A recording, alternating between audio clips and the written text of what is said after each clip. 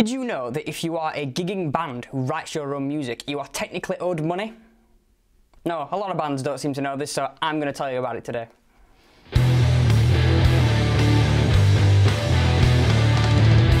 So every time one of your songs is performed in public, you are generating royalties through a performing rights organisation. In the UK, that is the PRS, and I don't know what it is for America. America have a few, which is quite good because the competition makes the service better. So in the UK we've only got one, and it's PRS, which is a good and a bad thing because it's a good thing because everyone knows who to go to, and it's a bad thing because they haven't really got any competition and therefore they haven't really got any motivation to get better. In the US, however, there are more than one performing rights organisation and therefore they are all kind of constantly making themselves better through friendly competition. So what do I mean by generating royalties? So first of all, if you have created intellectual property with your music, if you have registered it to a performing rights organisation, that will be generating royalties every time it is played. So this is how it works in the UK. It might work a little bit different in the US, but the results are still going to be the same. So in the UK, if you write a song and you credit yourself as being the writer of that song, and that song is either performed on the radio or TV or something like that, or you play it at a gig,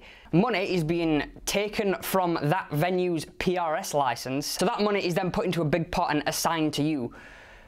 Every band that writes their own music and is gigging can get this money, but a lot of them don't, and it's because to be honest, a lot of bands don't know about it. Like when we first got taught about this in college, it was a really boring, really like alien subject. So I imagine a lot of bands, especially in the UK, just don't do it because it's boring and it's a bit long-winded. But if you want to earn extra money as a band, then it's kind of a good thing to do. This is how you do it. Step 1, write some songs. Step 2, play these songs at a gig. Step 3, register these songs with a performing rights organisation. This is where it actually requires some non-creative effort on your part, which is quite a big turn-off for some bands, so just bear that in mind. You can do this either with a music publisher or directly through the PRS. If you do it through a music publisher, it's free. If you do it through the PRS, you have to pay an upfront fee. However, publishers usually take a cut of all the royalties that you earn, but that's up to you how you want to do it. In the UK, you do not have to be a member of the PRS in order to do this. If you are an individual who is creating intellectual property in music, you can do it. Step 4.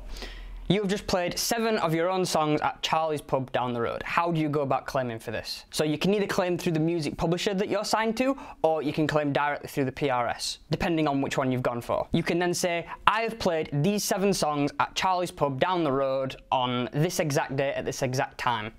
You then send that claim off to the PRS and that gets processed. And then within maybe a fucking ton of time it can take quite a long time. It's supposed to take between 6 and 9 months for an average gig, but from our experience it can take a little while longer. However, if you are gigging regularly, eventually these will all kind of catch up with each other and you'll be paid pretty much every time there is a payout. The PRS in the UK pay these royalties out quarterly, so that's 4 times a year. Okay, so just a little thing to be aware of here. Before you sign your music away to a music publisher, be aware that the majority of them are either shit as fuck or scummy as fuck. So that's kind of why we made Kicker, because we wanted to do this in a way that actually fucking worked and gave something back to the artists and isn't just stealing their money, not naming any names. So step 5. Get paid eventually.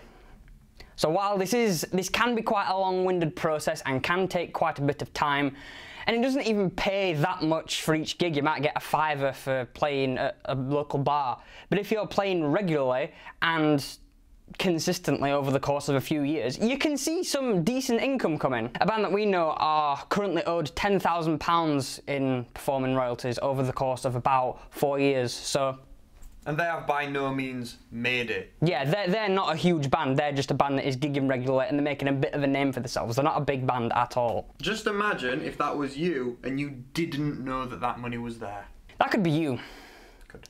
You're bad. You could be earning like, well, I'm not going to say how much, but you could be earning a decent amount of extra money from just playing gigs. And let me clarify as well here that this money isn't owed to you by the venues. This doesn't mean that venues are going to get pissy with you because they have to pay a PRS fee. Every building in England that plays music has to have a PRS license.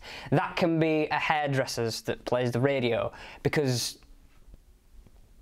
Because that's how it works. That's just how it works. That's the law. That's the law. So the way we do it through Kicker is we try to make it as easy as possible for artists. So if you have a Songkick account where you list all your gigs, you can just put your Songkick ID into Kicker and it kind of just channels all your gigs straight away and you don't have to enter them manually.